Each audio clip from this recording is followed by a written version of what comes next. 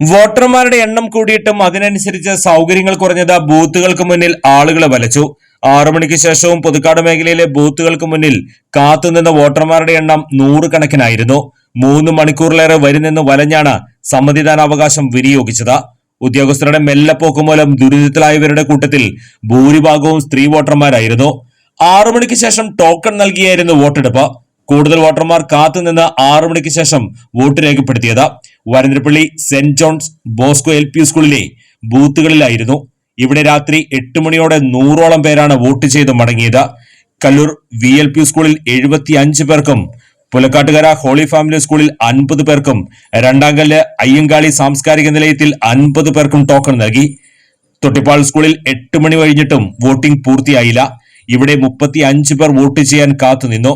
രണ്ടാംകല്ല് അയ്യങ്കാളി സാംസ്കാരിക നിലയത്തിൽ കാത്തുനിന്നും അടുത്തവരുടെ പ്രതിഷേധവും നടന്നു. ചെങ്ങാലൂർ പുതുക്കാട് പഞ്ചായത്ത് ഡിസ്ട്രിക്റ്റുകളാണ്. വോട്ട് ചെയ്യാൻ വേണ്ടി രാവിലെ ഒന്ന് തിരിച്ചുപോയി തിരക്കാറുണ്ട്. ഇപ്പോൾ വന്നിട്ട് ഞാൻ ഏകദേശം 1.5 മണിക്കൂർ ഏറ്റവും ബാക്കിലാണ്. ഇവിടെ വന്ന് നോക്കി കഴിഞ്ഞപ്പോൾ വളരെ സ്ലോയിലാണ് തോന്നുന്നത്.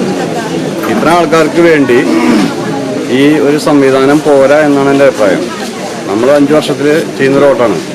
അതിനുവേണ്ടി ഇത്ര ആൾക്കാരെ ബുദ്ധിമുട്ടിപ്പിക്കുക എന്നുള്ളത് നല്ലൊരു കാര്യമല്ല. അത് ആരുടെ ഭാഗത്തുനിന്നാണ്, ഏത് ഭാഗത്തുനിന്നാണ് എന്ന് നമുക്കൊന്നും കറക്റ്റായിട്ടൊന്നും അറിയില്ല. നമ്മളൊരു ലോക്കലാണ്, നമുക്ക് രാഷ്ട്രീയമോ അല്ലെങ്കിൽ കാര്യങ്ങളൊന്നും ഇതായിട്ടില്ല. ഇപ്പോൾ വോട്ട് ചെയ്യാൻ വേണ്ടി ഇതുമാതിരി ഒന്ന് പേർക്കുക. അറ്റ്ലീസ്റ്റ് അവിടെ ഇരിക്കുന്നവർക്കും ഒരു ഫാനില്ല. വന്നിരിക്കുന്നവർക്ക്, അവിടെ വോട്ട് ചെയ്യിക്കാൻ വന്നിരിക്കുന്നവർക്കില്ല, ഇവിടെ നിൽക്കുന്നവർക്കില്ല. ഇതൊക്കെ വളരെയധികം മോശമായിട്ടുള്ളൊരു സംഗതിയാണ്. അതുകൊണ്ട് ഞാൻ വോട്ട് ചെയ്യാതെ തിരിച്ചു പോവാണ്. കാലത്ത് വന്നു, ഇപ്പോൾ വന്നു. കാരണം എൻ്റെ ഒരു അവകാശമാണ്. അത് നിഷേധിക്കപ്പെടുന്ന രൂപത്തിലാണ് ഇന്നിവിടെ കാര്യങ്ങൾ നോക്കിയിരിക്കുന്നത്. അത് ഏത് ഗവൺമെൻറ് ആയാലും ശരിയല്ല. എത്ര ആൾക്കാരുണ്ടോ അവരെ എത്രയും മാക്സിമം പെട്ടെന്ന് വിടാനുള്ള സംവിധാനം ഒരുക്കേണ്ടത് വളരെ അത്യാവശ്യമാണ്.